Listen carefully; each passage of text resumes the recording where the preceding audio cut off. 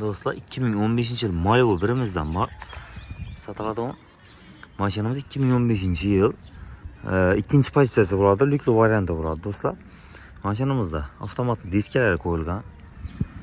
İçki sastenesine geladigan bo'lsak do'stlarimiz, sasteneler ham o'ta go'zal holatda ekan buni. Do'stlar, ham meri cho'tki holatda turibdi. Ishlar ham, sidinalar ham bo'linib ketmagan, akkuratli holatda yana. Lyuklari, konditsioner pechkalari ham o'zi ishlab turibdi mashinamizda. 100 mingdan oshib turgan. Mashinamiz o'ta sastenasi idealni tetik ekan mashinamiz yana.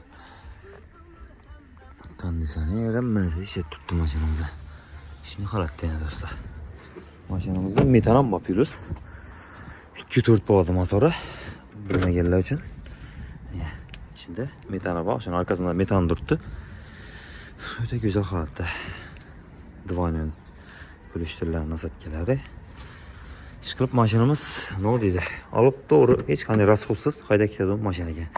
Ichki sostenalari o'ta go'zal. Kraska urilib tayyorlangan mashina emas do'stlar. 100% keltirib tekshirib olaverasizlar mashinani.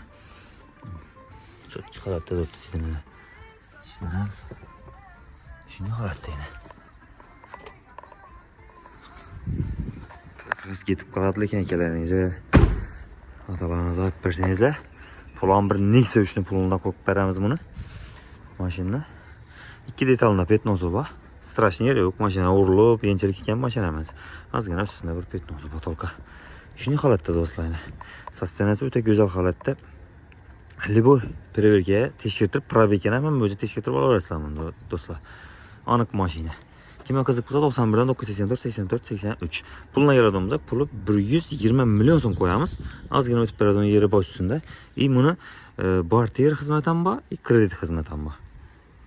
Halagan turdayı neleri var hizmetler. İşini sasteneye dostlar. Gelip teşkirtirip üstünde pulunu sanap alıp gidebilirsiniz. Öte güzel halatta maşinamız. Kime kızık bulsa telefon uğrayabilirsiniz.